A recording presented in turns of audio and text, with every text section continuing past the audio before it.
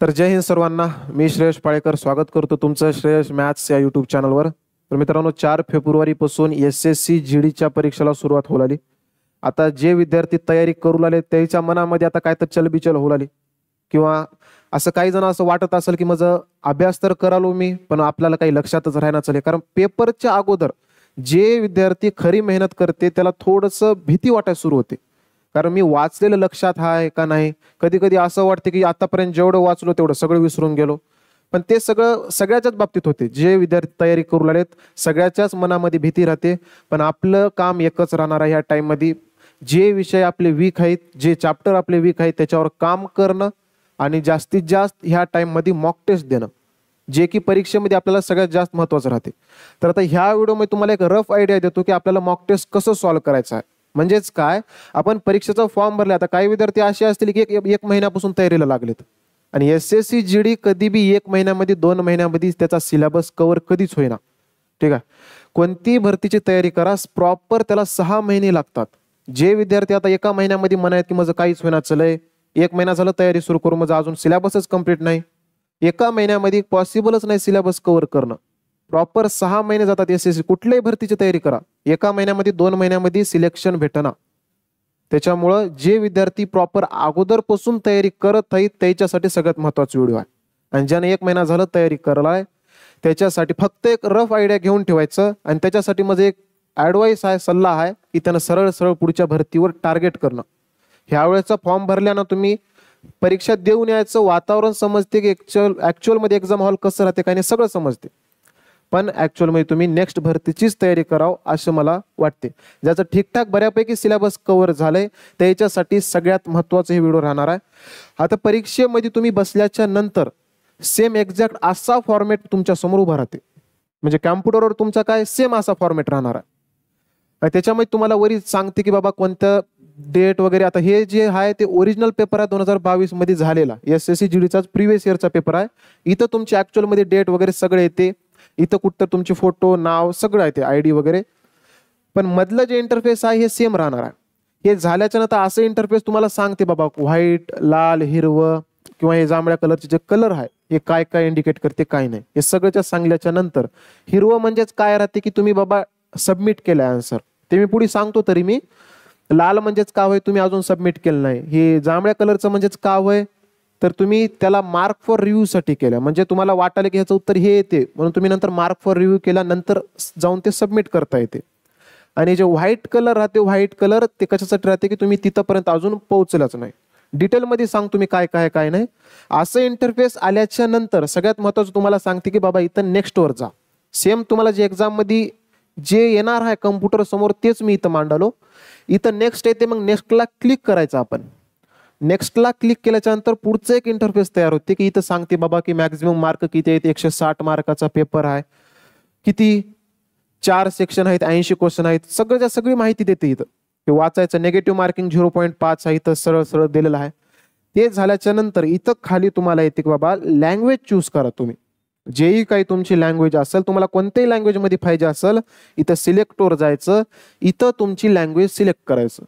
English, Hindi, Marathi, Bengali, Gujarati, Kannada, Telugu, Tamil सगळ्या भाषेमध्ये SSC GDची परीक्षा देता येते आपल्याला. जसं की तुम्ही चूज केलं या ठिकाणी मराठी, इथं लँग्वेज चूज केल्या मराठी झालं. नंतर खाली इथं येते की इथं डिक्लेरेशन होते I have read all this instruction. म्हणजे पूर्ण तुम्ही माहिती वाचल्या. मग ते वाचल्याच्या नंतर इथं तुम्हाला एक टिक द्यावं लागते. आणि हे टिक दिल्याच्या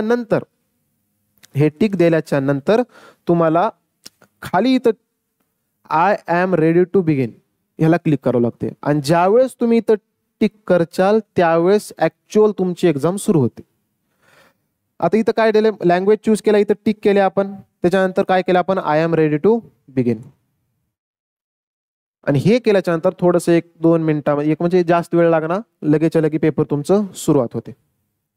अशा प्रकारचं सेम इंटरफेस पहिल्यांदा तुम्हाला जसं तुम्हाला डोळ्यासमोर दिसाले एक्झॅक्ट तसाच जे पॅटर्न आहे ते तुम्हाला पेपरमध्ये दिसणार आहे.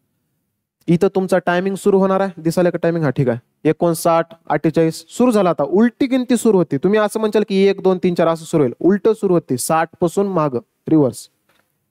त्याच्यानंतर सगळ्यात पहिल्यांदा तुमचं जनरल इंटेलिजन्स म्हणजे बुद्धिमत्ताच सुरू होते. बुद्धिमत्ता, बुद्धिमत्ताचे टोटल 1 2 3 4 असे किती प्रश्न आहेत टोटल, तर 20 प्रश्न आहेत.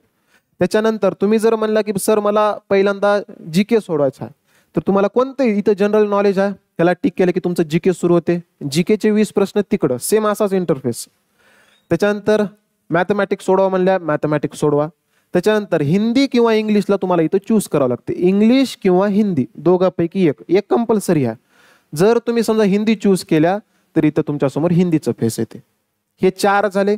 तुम्हाला जे पहिल्यांदा सुरुवातीला पाहिजे हे वरच्यानुसार तुम्हाला सिलेक्ट करावं लागेल. सेम एक्झाम मध्ये सुद्धा असंच राहते सेम, फक्त इथं नाव चेंज होईल. इथे सामान्य म्हणजे येईल इथं सामान्य गणित, सामान्य बुद्धिमत्ता, सामान्य ज्ञान, सामान्य हिंदीमध्ये येईल किंवा इंग्लिशमध्ये येईल. ते आपल्याला थोडंफार समजते.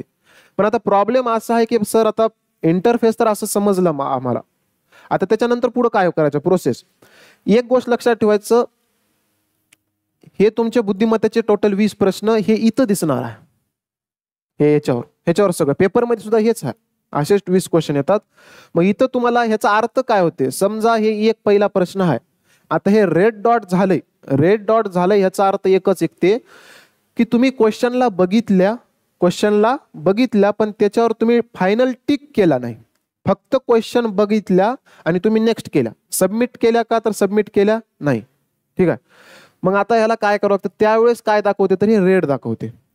आता बाकीचे इथं व्हाईट दाखवले बघा, हे सगळं व्हाईट आहेत. व्हाईटचा अर्थ एकच आहे की तुम्ही त्या क्वेश्चन पर्यंत पोहोचले नाही अजून, म्हणजे ते क्वेश्चन बघितल्याच नाही. रेड डॉटचा अर्थ काय झाला, क्वेश्चन बघितल्या पण तुम्ही टिक केला नाही. जसं की मी दुसरा प्रश्न काढतो, इथं काढलो, इथं तिसरा प्रश्न, कोणतेही क्वेश्चन घ्या आता तुम्ही. हे आता सगळे बघू लागलो मी क्वेश्चन, 3 क्वेश्चन बघितलो ना. ठीक आहे, 3 क्वेश्चन बघितलं म्हणून काय दाखवलं तिथं रेड डॉट दाखवले. पण मी सबमिट केलो का एकाच आन्सर सबमिट केलो नाही. जसं की पहिला प्रश्न होता, पहिल्या प्रश्नाचं समजा मी काहीतरी इथं सबमिट केलो, जसं की इथं काय म्हणाले, खाली दाखवलेला आरसा MN वर ठेवल्यास दिलेल्या आकृतीचा योग्य आरशातील प्रतिमा निवडा. आरशातील प्रतिमा म्हणाले. आता ह्याचा आरशातील प्रतिमा मला समजले की काय, तर समजा आरशातील प्रतिमा काय करायला, कारण क्वेश्चन मध्ये थोडंसं उलट दिलंय, कारण तिथं आरशातील म्हणलंय खाली इथं थोडं दर्पण दाखवायला. तर ठीक आहे, तर टार्गेट कुठं करा, इथं थोडंसं मिस्टेक झाली असेल, पण इथं जे सांगायला येतं ना, म्हणजे बाण कुठं झाले, काटे कुठे आहेत समजा खाली आहे, दर्पणला काटे कुठे येते, वरी येतात. असं दर्पण म्हणजे काय, आरसा. पण इथे हे कोणती होय प्रतिमा, तर पाण्यातील प्रतिमा होय. पाण्यातील प्रतिमा कसं निघते आता मला सांगा, सीच्या उलट पाण्यातील प्रतिमा बघा, याला उलट करा, याला उलट इथं आहे. ठीक आहे. आता केला जर आपण उलट केला तर वरी काय येते, अशा टाईपचे, म्हणजे इकडल्या साईडला येते, म्हणजेच काय ऑप्शन नंबर सी. किंवा आरशातील प्रतिमा तुम्हाला किंवा पाण्यातील प्रतिमा हे सगळं टॉपिक झालेलं आहे. ठीक आहे, तुम्ही अभ्यास केले असाल असं मला वाटते. ऑप्शन टिक करायचं, ऑप्शन टिक केल्या ह्याचा अर्थ असा नाही की ते सबमिट झालंय, अजून सबमिट झालं नाही ते. जर समजा तुम्ही इथं 3 नंबरला टिक केल्या, त्याच्यानंतर जर पुढे अजून दुसऱ्या नंबरला गेल्या, हे फायनल सबमिट अजून झालं नाही. भलेही तुम्ही तिथं आन्सरला टिक केल्या पण हे सबमिट अजून झालं नाही, डबल अजून बघा इथं कशालाच टिक आहे नाही. मग त्याच्यामुळे आपल्याला काय करायचं आहे ह्या ठिकाणी, तर इथं टिक करायचं आहे. टिक केल्याच्या नंतर इथं एक ऑप्शन राहते सेव्ह अँड नेक्स्टचं, खाली सगळ्यात खाली राहते बरं, सेव्ह अँड नेक्स्टचं. ज्यावेळेस तुम्ही ह्याला टिक करता त्यावेळेसच ते सेव्ह होते, म्हणजेच काय झालं, हे हिरवं होत झालं. जर ते हिरवं झालं की समजायचं की बाबा हे आपलं सबमिट झालं, हे आपलं काय तर सबमिट झालं. आता जर समजा तुम्ही हे क्वेश्चन बघितला की तुम्हाला असं वाटलं की मला ह्याचा आन्सर येते, पण मला आता आठवणार चल ह्याचं काय भानगड आहे, आता आठवले काय, तर आता आठवणार चल. मग त्यावेळेस तुम्ही काय करायचं, ह्या क्वेश्चनला तुम्हाला नंतर जर बघायचं असेल, समजा हे क्वेश्चन तुम्हाला असं वाटलं की मला येते ना, थोडंफार येते मला, पण लास्टला बघायचं आहे. पण लास्टला मला सांगा टोटल तुमच्याकडे 80 प्रश्न आहेत, तुम्ही त्याच क्वेश्चनला कसं पोहोचू शकता की बाबा हे 2 नंबरच क्वेश्चन होय जे मला आठवालतं की या आले न आले. पण त्याच्यासाठी काय करावं लागते, तर इथं मार्क फॉर रिव्ह्यू करावं लागते. इथं मार्क फॉर रिव्ह्यू, हे जे मार्क फॉर रिव्ह्यू केल्याच्या नंतर हे होऊन जाते जांभळ कलर. कोणता कलर झालाय, जांभळा कलर. ह्याचा फायदा काय होते, आता डायरेक्ट तुम्ही बुद्धिमत्तेमध्ये आल्या सेक्शन मध्ये तुम्हाला लगेच क्लिक झाले की बाबा 2 नंबरचं क्वेश्चन मला येऊ लागतं, मी मार्क फॉर रिव्ह्यूला केलो. आता बाकी सगळे जर काही तुमचे लाल झाले की त्याच्यामध्ये क्वेश्चन सापडणार की आपलं कोणतं राहिलं होतं जे आपल्याला येऊ लागतं.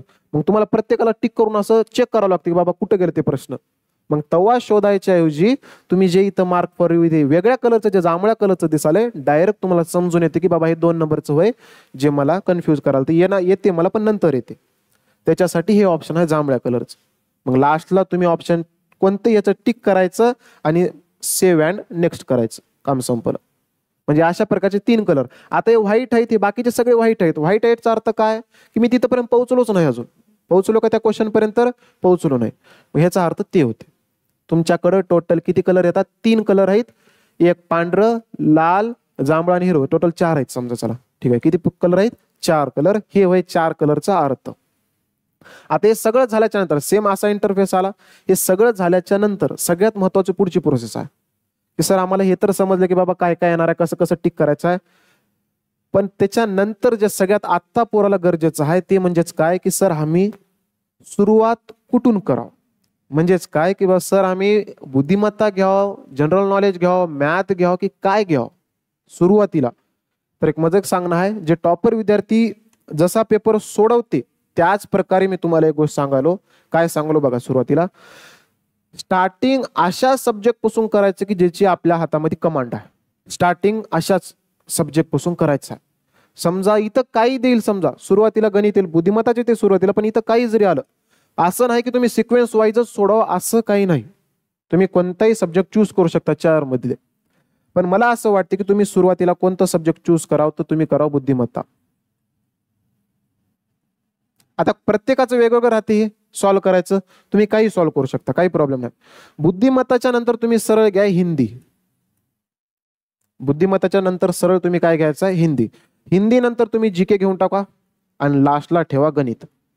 आता हे माझं मत म्हणते, आता प्रत्येकाला हेच सिक्वेन्स येईल असं काही नाही, पण एक जर कोणाला काहीच जर समजत नसेल तर तुम्ही हे 4 रुटीन फॉलो करू शकता. पहिल्यांदा बुद्धिमत्ता घ्या, दुसऱ्यांदा हिंदी घ्या, तिसऱ्यांदा जीके घ्या आणि चौथ्यांदा काय घ्या? गणित घ्या. अशा प्रकारे सिक्वेन्स ठेवायचा आहे तुम्हाला. आता तुम्ही म्हणशाल की सर हे बी समजलं आम्हाला, की सिक्वेन्स बी समजलं, आता त्याच्यानंतरची प्रोसेस काय? मी हे काय म्हणलो माहिती आहे का? बुद्धिमत्ता सगळ्यात अगोदर, हिंदी सगळ्यात त्याच्यानंतर, नंतर जीके, नंतर गणित. हे मी का म्हणालो तर ह्याच्या मागचे एक कारण आहे. का कारण आहे ते? कारण कोणतं आहे? कारण प्रत्येकाला माहिती आहे की जीके मध्ये सोडवायला प्रॉब्लेम येते, जीके मध्ये प्रॉब्लेम येणार आहे, गणितामध्ये थोडंफार प्रॉब्लेम येते, कारण गणित सोपं येईना याला.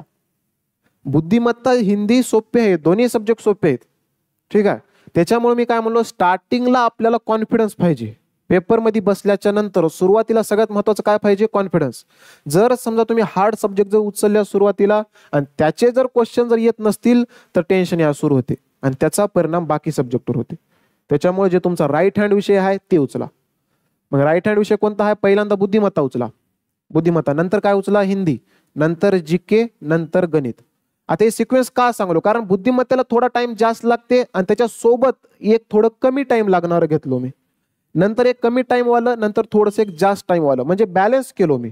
ठीक आहे, जर समजा तुम्ही बुद्धिमत्ता घेतल्या, बुद्धिमत्ताच्या नंतर जर तुम्ही गणित घेतल्या तर इथं तुमचा जास्त टाइम निघून जाते. तुम्ही ह्याला 20 मिनिटं लावल्या, ह्याला 25 मिनिटं लावल्या, 45 मिनिटं झाले तुमचे, मग तुम्हाला टेन्शन या सुरू होते. कारण बुद्धिमत्तेला 20 मिनिटं तर लागणारच आहेत. 20च्या मध्ये कसं करायचं सांगतो, पण गणिताला 25 मिनिटं लागतातच कशी. आणि जर समजा तुम्ही इमॅजिन करा, हे 20 मिनिटं हे 25 मिनिटं, सुरुवातीला 2च विषय घेतल्या, 45 मिनिटं झाले, आता उरले 15 मिनिटं आणि 15 मिनिटांमध्ये तुमच्याजवळ 40 प्रश्न आहेत. आता मग थोडंसं प्रेशर या सुरू होते, थोडंसं प्रेशर या सुरू होते. 15 मिनिटांमध्ये 40 क्वेश्चन कसं सॉल्व्ह व्हावं. त्याच्यामुळं एक जास्त टाइम लागणार घ्या आणि एक कमी टाइम लागणार घ्या, बॅलन्स होऊन जाते, सरळ सरळ बॅलन्स होऊन जाते. एक कमी टाइम लागणार, नंतर जास्त टाइम लागणार, नंतर ऑटोमॅटिक हे बॅलन्स होऊन जाते. असं सिक्वेन्स ठेवा. किंवा तुम्ही असंही करू शकता, सुरुवातीला हिंदी, नंतर बुद्धिमत्ता, नंतर जीके, नंतर गणित. म्हणजे एक जास्त वालं, एक कमी वालं, एक जास्त वालं, एक कमी वालं, असा सिक्वेन्स राहा. ते थोडंसं जास्त फायदा देते. आता हे समजलं, सिक्वेन्स बी समजला आम्हाला. त्याच्यानंतर काय करायचं? त्याच्यानंतर आता एक काम करा, तुम्हाला सांगतो मी की सर बुद्धिमत्ता मला सोडवायचा आहे. बुद्धिमत्तेला सुरुवातीला सोडवल्याच्या नंतर एक काम करायचं, तुम्ही 15 मिनिटांमध्ये सगळ्यात अगोदर बुद्धिमत्ता निपटवा. किती मिनिटांमध्ये? 15 मिनिटांमध्ये. ठीक आहे, त्याच्यानंतर हिंदी किती मिनिटांमध्ये व्हावं तुमची? 7 मिनिटांमध्ये.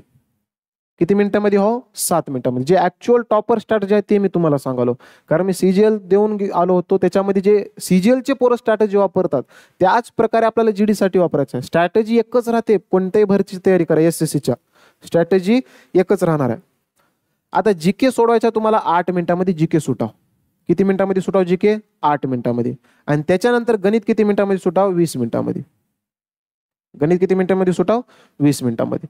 आता तुम्ही म्हणाल सर हे तर 15 मिनिट झालं, हे 7 मिनिट, हे 8 मिनिट, 7 आणि 8 किती झाले? इथं 15 झाले, 15 आणि 15 30 झाले, 30 मिनिटं, आणि हे 20 मिनिटं, 50 मिनिटं झाले. मग आता शेवटचे 10 मिनिटं काय करावं आम्ही? का तुम्ही इथं थोडंसं उलट गणित केलं का असं काही जण वाटत असेल तर त्याच्यासाठी सांगतो. हे झाल्याच्या नंतर तुमच्या जवळ हातच्याला 10 मिनिटं शिल्लक राहावं. किती मिनिट? 10 मिनिट शिल्लक राहावंच लागते. हे कशासाठी राहावं लागते? सगळ्यात महत्वाचे हे राहते, सगळ्यात महत्वाचं हे 10 मिनिटं आहेत. आणि हे कशासाठी आहेत ते मी तुम्हाला सांगतो. याचं कारण काय? 10 मिनिटं का? पण स्ट्रॅटेजी एकच लक्षात ठेवायचं, 15 मिनिट, 7 मिनिट, 8 मिनिट आणि 20 मिनिट, आणि शेवटचे 10 मिनिटं आता जे क्वेश्चन राहिले त्याच्यासाठी. आता काही विद्यार्थी असे टाइम मांडून ठेवतात की बुद्धिमत्तेला 20 मिनिटं द्यावं, गणिताला 25 मिनिटं द्यावं, इथं टाइम मांडून ठेवतात. ठीक आहे, आता 20 आणि 25 किती झाले? 45 झाले. त्याच्यानंतर आता 15 मिनिटांमध्ये इथं काय तर बॅलन्स करून टाकून द्या. म्हणजे आता असे टाइम बनवलेले राहतात. म्हणजे टोटल 60 मिनिटांमध्ये 60 मिनिटाचं बनवलेलं राहतं टाइम मॅनेजमेंट. पण मला सांगा, एकदा तुम्ही 60 मिनिटापर्यंत पोहोचल्या नंतर जर तुम्हाला असं समजलं की हे क्वेश्चन मध्ये राहिलंय, मग नंतर त्याच्यासाठी 1 मिनिट सुद्धा टाइम भेटणार. कारण बुद्धिमत्ता 20 मिनिटांमध्ये सोडवल्या तुम्ही. ठीक आहे, आणि बुद्धिमत्तेमध्ये समजा तुम्हाला 4 क्वेश्चन जमणार चालेत, मग ते 4 क्वेश्चन साठी डबल एकदा बघायची तर तयारी राहावं लागेल, डबल एकदा. पण त्याच्यासाठी तुम्हाला टाइमच उरणार. तुम्ही इथं 60 मिनिटं भरती केल्यावर मग सुरुवातीला काय करायचं? तुम्हाला 50 मिनिटांमध्येच बॅलन्स करायचं आहे सगळं 4 विषय. शेवटचे 10 मिनिटं फक्त एकासाठी. जर समजा आपल्या प्लॅन मध्ये जर गडबड झालं किंवा बुद्धिमत्ता जर आपल्या टायमिंग मध्ये जर सुटना गेली तर हे शेवटचे 10 मिनिटं हातच्याचं काम करतात. हुकुमाचे एक आहे ते 10 मिनिटं. हे कधी काम देते मी तुम्हाला सांगतो. बघा इकडे आता सगळ्यात महत्वाचं कोणता विषय म्हणलो मी? बुद्धिमत्ता. नंतर घ्या हिंदी, नंतर घ्या जीके, नंतर सुरू करा तुम्ही लास्टला गणित. हे मी का सांगलो सांगतो इकडे का. आता कधी लक्षात ठेवा, तुम्हाला मी सांगलो की उलटी गिनती सुरू होते 60 पासून सुरू होते. एकच पॅटर्न लक्षात ठेवा, बुद्धिमत्ता 45, हे 38, हे 30 आणि हे 10. आता हे सर काय काढलं तुम्ही? 45, 38, 30, 10 काहीच नाही. आता हे 60 पासून सुरू झालंय, इथं 45 येजेपर्यंतच बुद्धिमत्ता सोडवायचं. इथं किती टायमिंग? 45 मिनिटापर्यंतच. इथं 45 यावं बघा, म्हणजेच काय 15 मिनिट मी कमी केलो. ठीक आहे, 45 येजेपर्यंतच तुम्हाला काय सोडवायचं आहे? बुद्धिमत्ता सोडवायचा. 45 झाल्याच्या नंतर तुमचे कितीही जरी क्वेश्चन राहिले, कितीही क्वेश्चन राहिले तरी सुद्धा बुद्धिमत्तेला हात लावायचं नाही. कारण काय म्हणालो मी? जर समजा तुमचं इथं जर स्ट्रॅटेजी बिघडली, जर समजा तुम्ही इकडले जर 5 मिनिटं अजून तुम्ही एक्स्ट्रा दिल्या, मग तुमचं सगळं पॅटर्न बिघडते. हे सगळंच सगळंच्या सगळं बिघडणार आहे. तुम्हाला राहू द्या, जेवढेही क्वेश्चन राहिले असतील शिल्लक राहू द्या, बॅलन्स ठेवा. पण टायमिंग जेवढं दिलंय तेवढंच, तरच टायमिंग पूर्ण बॅलन्स होते, नाहीतर सगळे इम्बॅलन्स होऊन जाते. नाहीतर बुद्धिमत्ता सोपं येऊ लागले पण टाइम जास्त घेतल्या तुम्ही 20-25 मिनिटं, मग बाकीच्या सब्जेक्ट बाकीला काहीच टाइम राहणार. त्याच्यामुळे स्ट्रॅटेजी प्रॉपर राहावं लागेल. 45च्या अलीकड जर टायमिंग फिरला ह्याला हातच लावायचं नाही. मग 45 झाल्याच्या नंतर सरळ सरळ तुम्ही हिंदी घ्या 38 येजेपर्यंत इथं. कारण 7 मिनिटं मी कमी केलो. इथं किती येजेपर्यंत? 38 पर्यंत. 38च्या नंतर आता एक सुद्धा मिनिट ह्याला घालायचं नाही हिंदीला. जर तुम्ही 1-2 मिनिटं घातल्या तर ह्याचा परिणाम बाकी 2 विषयावर होते. मग इथं टायमिंग कमी पडते, ते सगळी स्ट्रॅटेजी इम्बॅलन्स होऊन जाते, मग तुमचा काहीच फायदा होईल. ठीक आहे, ह्याच्यामध्ये जरी तुमचे काही क्वेश्चन समजा बुद्धिमत्तेमध्ये तुम्हाला 3 प्रश्न येणारच आहेत, लय डोकं खवलाय, जाऊ द्या ठेवल्या. तुम्ही असं म्हणता की 15 मिनिट झालेत, अजून मी 3 प्रश्नाला अजून महागी लागतो, जाऊ द्या, गेलं तर गेलं 3-4 मिनिटं टाइम, ते करायचं नाही. मग बाकी सगळं बदलते. इथं 3 क्वेश्चन राहिले समजा, हिंदीमध्ये समजा अजून तुमचे 2 क्वेश्चन राहिले, 38 पर्यंत सोडवल्या. 38 झाल्याच्या नंतर सरळ सरळ 30 पर्यंत तुम्हाला काय घ्यायचं? इथं जीके घ्यायचं 30 मिनिटापर्यंत. इथं 30 मिनिटापर्यंत. ठीक आहे, कारण 8 मिनिटं मी कमी केलो, 30 मिनिटापर्यंत. इथं 30 एजेपर्यंत आपल्याला काय सोडवायचं आहे? तर जीके सॉल्व्ह करायचं. जीके मध्ये समजा तुम्हाला काही येणार चालेल, समजा 5 क्वेश्चन आले नाही, ठीक आहे, जाऊ द्या, हरकत नाही. किंवा 5 प्रश्नापर्यंत तुम्ही पोहोचू शकला नाही तरी सुद्धा तिथं स्टॉप करायचं, जीके स्टॉपच करायचं. नंतर तुम्ही सॉल्व्ह करा गणित. आता गणिताला 30 पासून तुम्हाला 20 मिनिटं कमी केलो, कारण गणिताला सुरुवातीला किती मिनिटं दिलो मी? 20 मिनिटं. आता शेवटचे 10 मिनिटापर्यंत तुम्ही गणित सॉल्व्ह करा. शेवटच्या 10 मिनिटापर्यंत गणित सॉल्व्ह करा. आणि गणित सॉल्व्ह केल्याच्या नंतर समजा गणितामध्ये तुमचे अजून एक 5 प्रश्न येणार आहेत. किती प्रश्न येणार आहेत? 5 प्रश्न गणितामध्ये. कारण मी त्या 20 मिनिटांमध्ये फक्त 15च क्वेश्चन सॉल्व्ह केलो, 5 क्वेश्चन मला जमना चलेत. तर मग अशा प्रकारे आता मला सांगा, जर समजा तुम्ही अजून जर इकडे जर तुम्ही 4-5 मिनिटं एक्स्ट्रा टायमिंग दिल्या असत्या तर इथं कमी टाइम पडला असता. इथं कमी टाइम म्हणजे इथं कमी टाइम, इथं कमी टाइम, सगळं टाइम कमी, सगळंच्या सगळं कमी झालं असतं. आणि प्रत्येक विषयामध्ये तुम्हाला अजून जीके मध्ये अजून हिंदीमध्ये अजून असं वाटतं की अजून 2 मिनिटं एक्स्ट्रा भेटावं, तर माझं जीके संपते.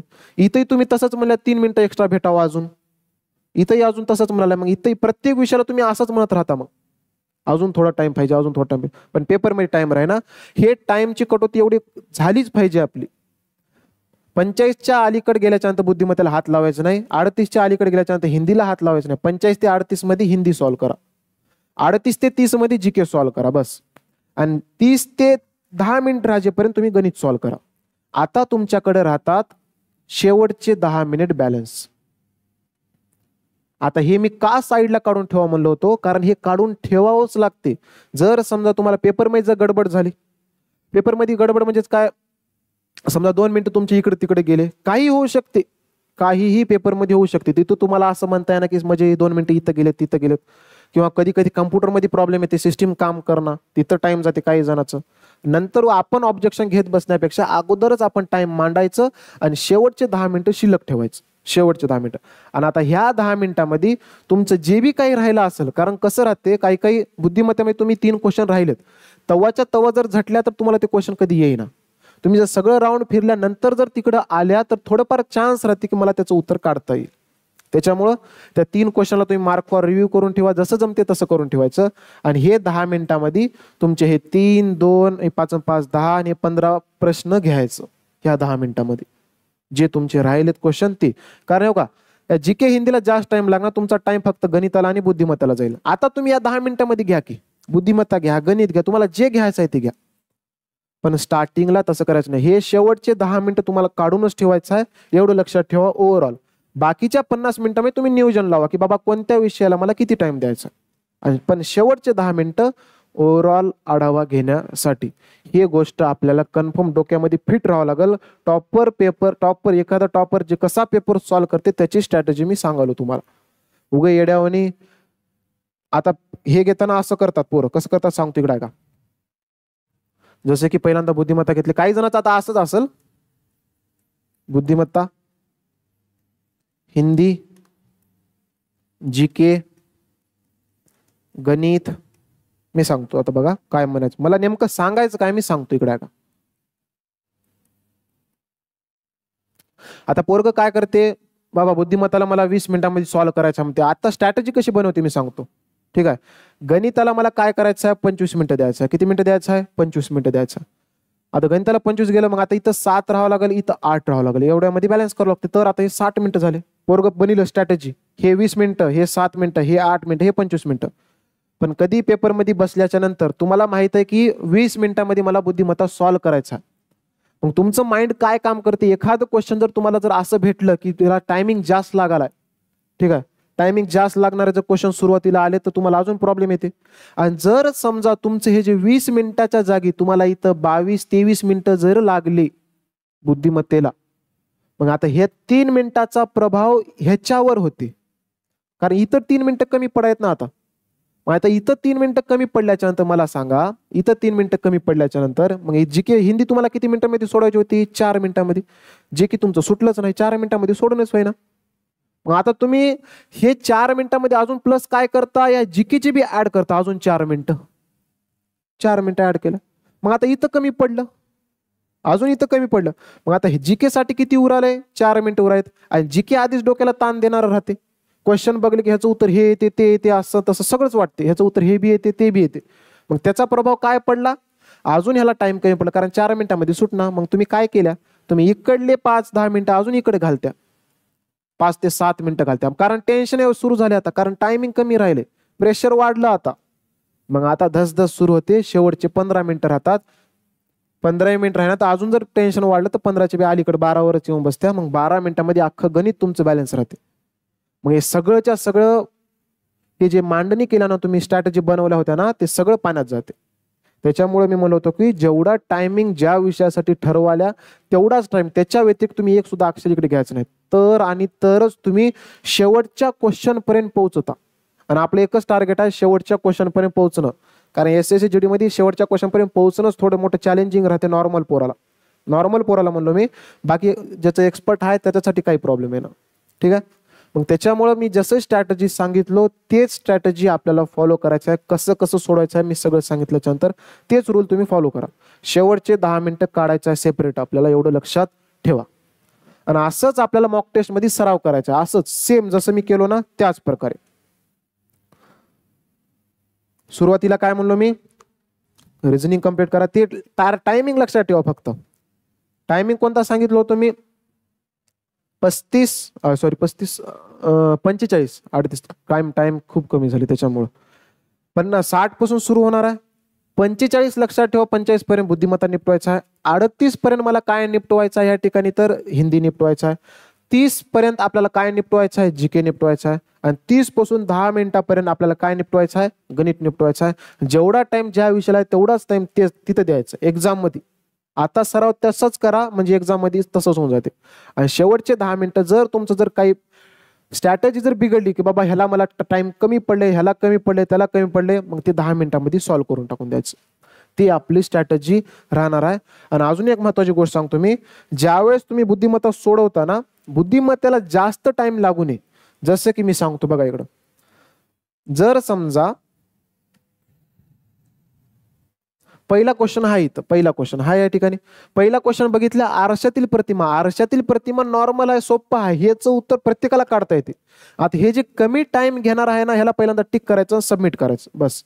2 नंबरचं जसं की ही आकृतीवाली आहे ना, ह्या आकृतीचं उत्तर जे बी काय येते ते फायनल करायचं. पण आता हे बुद्धिमत्तेमध्ये मी 2-3 जे टॉपिक आहेत त्याचे मी सांगतो, कारण पोराला अजून हे समजना. पोराला काय समजना की आकृतीमध्ये हे कसं करावं सर, हे सगळ्यात सोपं आहे. की पोराला अजून समजा की याचं उत्तर कसं काढायचं. पण मी काय म्हणलो, सगळ्यात सोपं आहे. कसं सोपं आहे बघा इकडं, तुम्ही काहीच करायचं नाही, एकच काम करायचं.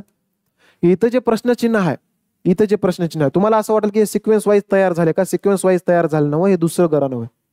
तुम्ही सॉल्व्ह करून बघा, तुम्हाला उत्तर काढता येणार ह्याचं. ज्याला ऍक्च्युअल टेक्निक माहिती आहे त्यालाच काढता येते. एकच काम करा म्हणलो, इथे एक डबा रिकामा आहे की नाही, ह्याच्यासोबत जोडी पाडा डब्याच्या अलीकडं, नंतर ह्याच्यासोबत जोडी पाडा, बस काम संपलं. म्हणजे जसं हे इथून इथं बदललंय त्याच प्रकारे ह्याला इथून इथं बदलायचं आहे. जसं की हे मला सांगा, इथलं जे वर्तुळ आहे, वर्तुळ जे पहिल्या नंबरला इथं जे होतं हे कुठं गेलंय, शेवटून 2 नंबरला गेलंय. इथं जे पहिल्या नंबरला होतं ना ते शेवटून 2 नंबरला गेलंय. मग इथं जे पहिल्या नंबरला आहे ते मला शेवटून 2 नंबरला घालावं लागेल. शेवटून 2 नंबरला मला बाण पाहिजे असं. म्हणजे टोटल 5 होतं ना, 1 2 3 4 आणि हे 5 आहेत. शेवटून 2 नंबरला असं बाण पाहिजे. ऑप्शन मध्ये चेक करा, शेवटून 2 नंबरला तसं बाण कुठं आहे, हे येऊ शकणार, हे येऊ शकणार, कारण हे ऑप्शन उडवायचे राहतात. आता फक्त हे आणि हे 2 विषय, 2 ऑप्शन आहेत आपल्याकडं. आता इथंही बघा, इथंही बाण यू आहे, इथंही बाण यू आहे. ह्याच्यामध्ये आपल्याला करता येणार, इथं 2 त्रिकोण आहे, हे 2 त्रिकोण आहे, कारण कॉम्पिटिशन या 2च ऑप्शन मध्ये आहे ना. मग मी ह्या दोघांमध्ये वेगळं काय आहे ते बघतो. इथं स्टार आहे आणि इथं ओ आहे, या दोघांमध्ये. आता इथे एकतर स्टार यावं नाहीतर ओ यावं. मधलं बघा बरं, इथं बी होतं ना, बी पासून काय तयार झालं, इथं यू झाले तयार. बी पासून काय तयार झालं, यू. कारण तुम्हाला बघल्याच्या नंतर एक समजाव की बी हाय, ह्याच्यामध्ये यू कुठं होतं का नव्हतं, पुढे यू आले बीच्या जागी. म्हणजेच काय, हे जे मधलं बी आहे ना, बीच्या जागी नवीन काहीतरी आकडा येवला आहे. मग त्याच प्रकारे इथं जे मध्ये ओ आहे ना, ओच्या जागी मला नवीन काहीतरी आकडा पाहिजे, नवीन काहीतरी. मग ओच्या जागेवर ओ येऊ शकणार, हे येऊ शकणार. नवीन आकडा कोणता आहे, इथं स्टार आहे. मग डायरेक्ट ऑप्शन कोणतं येणार आहे, ऑप्शन नंबर बी आपल्या क्वेश्चनचा आन्सर असेल. हे असं सॉल्व्ह करायचं. आता ह्याला जास्त टाइम लागणार, तुम्ही नॉर्मल जर दिमाग लावलं तर. आता हे समजायला मला टाइम लागेल ठीक आहे, पण ह्याला जास्त टाइम लागणार. याला आपल्याला पहिल्या एरिया म्हणजे पहिल्याच राऊंड मध्ये कव्हर करायचा. जसं की तुम्ही काय केलं, तिसरा क्वेश्चन बघितला, तिसरा क्वेश्चन हे कोडिंग वरचं आहे. कोडिंग वरचं कधी कधी टाइम घेते, पण ज्याची ऍक्च्युअल मध्ये प्रॅक्टिस झाली, कोडिंग सगळे क्वेश्चन सॉल्व्ह केला येतं ना, त्याला क्वेश्चन सुटते लवकर. कोडिंगला फर्स्ट राऊंड मध्ये सोडवा. त्याच्यानंतर हेही कोडिंग वरच आहे. कधी कधी कोडिंग वर जास्त टाइम घेते, पण जास्त टाइम जर लागत असेल तर टाइम घालू नका त्याला. त्याच्यानंतर हे बी तेच आहे, कार्ट लाईटचा अर्थ ही आहे, ह्यालाही जास्त टाइम लागणार, नॉर्मल लेवलचे क्वेश्चन आहे ते. त्याच्यानंतर हे प्रश्नचिन्हाचा. आता इथं थोडंसं किचकट सुरू होते. आता इथं तुम्हाला सिक्वेन्स लागते, कधी कधी लॉजिक लागते, कधी कधी लागणार. जर सिरीजवरचं जर आलं, आता हे मोठे मोठे संख्या होत आहेत, तर मग एक काम करा, ह्याला स्किप करा. ह्याला स्किप करायचं किंवा मार्क फॉर रिव्ह्यू करा, पण ह्याला स्टार्टिंगला घेऊ नका. नेक्स्ट क्वेश्चन, जसं की हे आहे चिन्हाच्या आदला बदल करायचा, हेही कधी कधी टाइम घेते. ह्याला अशा क्वेश्चनला काय करायचं आहे, मार्क फॉर रिव्ह्यू करायचं आणि सेव्ह नेक्स्ट करायचं, किंवा सरळ सरळ तुम्ही सेव्ह अँड नेक्स्ट करा, काही प्रॉब्लेम आहे ना. आता हे क्वेश्चन सिक्वेन्स का जवळ आहेत, म्हणजे फरकानुसार आपल्याला काहीतरी काढता येते, फरकानुसार किंवा प्लस मायनस काय होईल त्याच्यावरून काढता येते. मग ह्याला पहिल्या राऊंड मध्ये सॉल्व्ह करायचं आपल्याला. त्याच्यानंतर नेक्स्ट क्वेश्चन आलं, जसं की हे क्वेश्चन आहे. आता हे क्वेश्चन कधी कधी किचकट घेते ते, म्हणजे 20 30 पासून 450 तयार झाले. आता मला समजाले की बाबा इथं हो का 0 0 30 आणि 20 की झाले 50, 50 गुणिले 9 केल्याच्या नंतर 450 होत आहेत. नॉर्मल लॉजिक लागले. इकडे अजून 35 आणि 25 केल्यावर इथे किती येते, या ठिकाणी 60 येते. 6 गुणिले 9 केल्यावर 540 येऊ लागले, 60 गुणिले 9 केल्यावर. आता इथं लॉजिक मला सापडले, पण कधी कधी तुमच्या डोळ्यासमोर असं येते की याचं लॉजिकच सापडणार. कळलं, बघलं की सापडलं ठीक आहे, नाही गेलं ह्याला मार्क फॉर रिव्ह्यू करायचं, सेव्ह अँड नेक्स्ट करायचं. कारण काय होते, तुम्ही पहिल्यांदा असे क्वेश्चन सॉल्व्ह करा की जे 100% येतात तुम्हाला. आणि जर तुम्ही ह्या क्वेश्चनच्या जर मागे लागल्या तर हे तुम्हाला टायमिंग घेते. आलं तर लवकर येते, ये नाही गेलं तर 2-3 मिनिटं घेते, आणि त्या 2-3 मिनिटाचा परिणाम पुढे तयार होते. आणि 2-3 मिनिटं देऊन सुद्धा कधी कधी हे क्वेश्चन सुटणार. त्याच्यामुळे अशा क्वेश्चनला मार्क फॉर रिव्ह्यू करून पुढे जाणं सगळ्यात महत्वाचं. जसं की ह्याला काय केलं आपण, मार्क फॉर रिव्ह्यू केला. आता हे सोपं आहे, 4 पासून 47 तयार झाले. इथं एफ ची किंमत काय, ओ ची किंमत काय, सगळ्याची बेरीज केल्यावर 47 येते. त्याच प्रकारे फ्लेवर ह्याची बेरीज करून तुम्हाला काय जे येते ते क्वेश्चन मध्ये इथं टाकायचं. हे नॉर्मल आहेत, ह्याला काही प्रॉब्लेम येऊ नये. जसं की आता हे बैठक व्यवस्था सगळ्यात महत्वाचं, ह्याला बघलं की तुम्ही मार्क फॉर रिव्ह्यू करा, सेव्ह अँड नेक्स्ट करा. ह्या क्वेश्चनला सोडवायच्या नादात जाऊ नका. आपल्याला सोडवायचं आहे, पण हे नंतर सोडवायचं आहे, कारण हे जास्त टाइम घेणार आहे. सुरुवातीला कमी टाइम मध्ये सुटणारी उचलायचं, तरच तर तुम्ही 15 मिनिटांमध्ये कव्हर करू शकाल ना बुद्धिमत्ता. आणि ह्याला जर तुम्ही 3 मिनिटं घातलं, हे आलंय सुरुवातीला प्रश्न, ह्याला जर 2-3 मिनिटं घातल्याच्या नंतर ते काहीच पॉसिबल होईना. मग अशा क्वेश्चनला मार्क फॉर रिव्ह्यू करायचं. जसं की आता हे सोपं आहे, फासावरचं आहे, हे सोपं आहे, ठोकळ्यावरचं आधारित आहे, कोणाच्या विरुद्ध आहे, हे काढता येते, 100% उत्तर काढता येते. ह्याला पटमिना सोडवायचं, सेव्ह अँड नेक्स्ट करायचं. जसं की हे आलं बघा, वर्तुळाकार, अजून बैठक व्यवस्था आली. ठीक आहे, ह्याला मार्क फॉर रिव्ह्यू लास्टला, बाबा तू लास्टला जा म्हणायचं सरळ अशा क्वेश्चनला. नंतर आता हे सिरीज सोपा, ई पासून जी, जी पासून के पासून क्यू, पुढे काय ते सिरीज सोपा, ह्याला सॉल्व्ह करा पहिल्या राऊंड मध्येच. नंतर हे लपलेली आकृती, हे नॉर्मल आहे, ह्याला पहिल्या राऊंड मध्येच निपटवायचं, बस काम संपलं. असे क्वेश्चन आहेत, तुम्ही एक राऊंड मारायचं पहिल्यांदा, जे सोपे आहे ते सॉल्व्ह करायचं. नंतर अजून एक राऊंड मारायचं 15 मिनिटांमध्येच, अजून एक राऊंड मारायचं जे थोडंसं किचकट चाललं होतं. मग त्याला राऊंड मारल्याच्या नंतर 15 मिनिटं जर तुमचे संपले तर तुम्ही सरळ सरळ नेक्स्ट सेक्शन घ्या. मग जे बी काही तुमचे क्वेश्चन राहिले असतील ते शेवटच्या 10 मिनिटासाठी साठवून ठेवायचं, शेवटच्या 10 मिनिटासाठी. अशाच प्रकारे आपल्याला काय करायचं आहे, हे सॉल्व्ह करायचं आहे. नंतर जीके कडे यायचं आहे, हे 8 मिनिटांमध्ये. कारण आता इथं जीके आले बघा, हिंदी सगळ्यात लास्टला गेली. तुम्हाला जर असं वाटत असं की मी हिंदी घ्यावं, तर पहिल्यांदा हिंदीला इथं टिक करा, जीके नंतर घ्या वाटलं तर, काही प्रॉब्लेम आहे ना. हे आल्याच्या नंतर हे 8 मिनिटांमध्ये आपल्याला सोडवायचं आहे. 8 मिनिटाच्या वर 1 मिनिट सुद्धा लागू नये ह्याला. जे क्वेश्चन राहिले ते शेवटच्या 10 मिनिटासाठी असं समजायचं. मॅथ मध्ये हे सगळेच्या सगळे क्वेश्चन मॅथ मध्ये तुम्ही सेक्शन काढून बघा का, 2022-23चा पॅटर्न आहे. थोडंसं लेवल होतं क्वेश्चनला त्या टायमाला, तरी सुद्धा क्वेश्चन सोपे आहेत. हे सगळेच्या सगळे क्वेश्चन, हे सगळं सूट मध्ये मी शिकवलं. मॅथ तर मी कव्हर केलं ठीक आहे बऱ्यापैकी.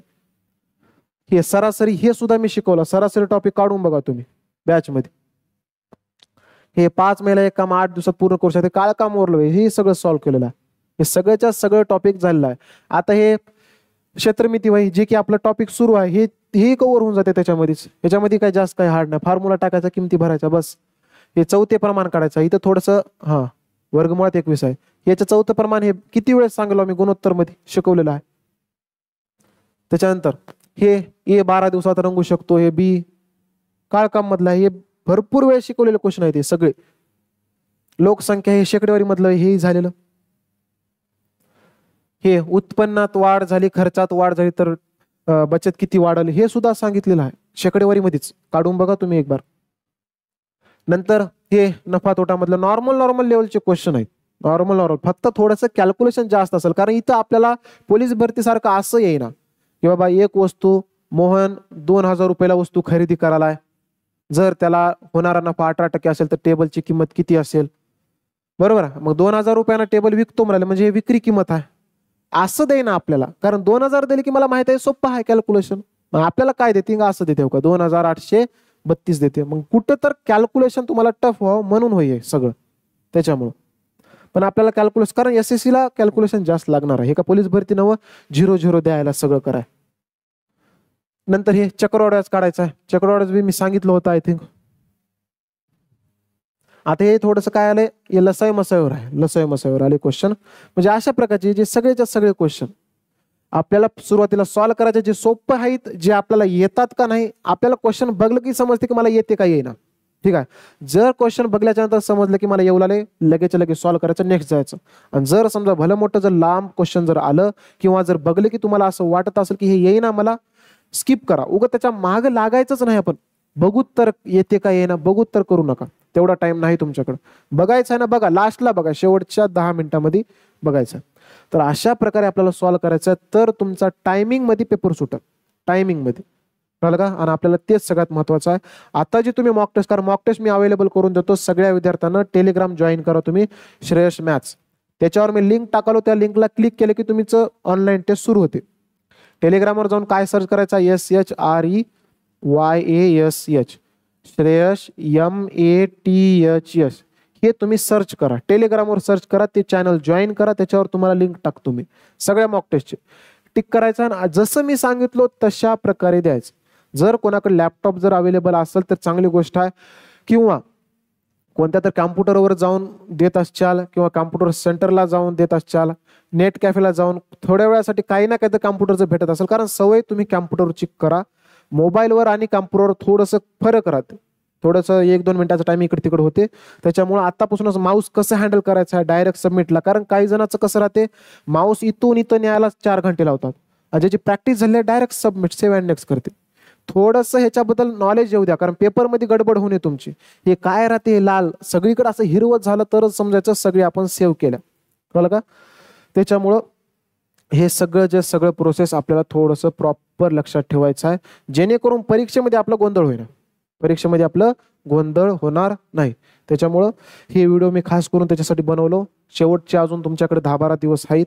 प्रॉपर मेहनत करा, जास्तीत जास्त मॉक टेस्ट द्या, त्याच्यानंतर प्रॅक्टिस जास्त करा. जिथं कुठं अडचण येत असेल ते अडचण, म्हणजे क्वेश्चन जर म्हणजे टॉपिकमध्ये जर अडचण येत असेल ते सॉल्व्ह करायचा प्रयत्न करा. कारण माझ्या हातामध्ये फक्त एक गणित विषय होतं, कारण बाकीचे ऑल 3 विषयाची तयारी तुम्ही स्वतः करायला, कुठून ना कुठून तयारी करायला, पण करू लागल्या, हे सगळ्यात महत्वाचं आहे. आणि ज्यांना कोणी शिक्षकच नाही अवेलेबल, शिकायलाच कोण नाही, बुद्धिमत्ता कुठून करू असं ज्या टेन्शनमध्ये आहे ना, त्याच्या तसं जिंदगीत कधीच काही होईना. आपल्याला ऑप्शन शोधावं लागते. जर बुद्धिमत्ता कोणी आपल्याला इथं शिकवत नसेल, कुठून बी सर्च करा. हिंदीमधून काय शिकणार पोरग, पण शिकते कसं काय होईना पण शिकते पोरग. कारण मॅथ्ससाठी मी अवेलेबल करून दिलो, मॅथचे सगळे लेक्चर मी अवेलेबल करून दिलो. कारण ह्या बारला मला थोडंसं टीम तयार करता आली नाही, कारण फर्स्ट टाइम मी सुरू केलं होतं ऑनलाईनला, पण टीम माझ्यासमोर तयार करता आली नाही. म्हणजे जसं की GK घेणार, हिंदी घेणार किंवा बुद्धिमत्ता घेणार, हे टीम मला तयार करता आलं नाही. पण नेक्स्ट भरती जी येणार आहे ऑक्टोबर-नोव्हेंबर मध्ये आता ह्या वर्षी, त्यावेळेस मी हमखास 4च्या 4 विषय, पोराला असं भटकायची गरज पडू नये की ह्या विषयासाठी मी कुठं जाऊ, काय नाही, सगळ्याच्या सगळे एकाच प्लॅटफॉर्मवर मी आणून द्यायचा प्रयत्न करतो. आणि करणार म्हणजे करणारच आहे. तोपर्यंत ह्या वेळेस फक्त माझ्याकडून मॅथ तयार झालंय, मॅथ शिकवणं झालंय, ह्याचीच तुम्ही बार बार प्रॅक्टिस करा, तरच तुमचा स्कोर इम्प्रूव्ह होते. सगळ्याच्या सगळे विषयावर थोडंसं एकदा नजर मारा. शेवटचा टाइम आहे, मॉक टेस्ट जास्त देत चला, बाकी काय नाही. मार्क कधी जास्त कमी जास्त होतात तेवढं टेन्शन घ्यायचं नाही, मार्क कमी जास्त होत राहतात, पण स्टडी आपली थांबू नये, मार्काचा इफेक्ट स्टडीवर होऊ नये. त्याच्यामुळे बार तुम्ही काय करायचं तर मॉक टेस्ट देत चालायचा. तर आता ह्या व्हिडिओमध्ये आपण इथंच थांबवत, भेटूया आपण नेक्स्ट व्हिडिओमध्ये. धन्यवाद.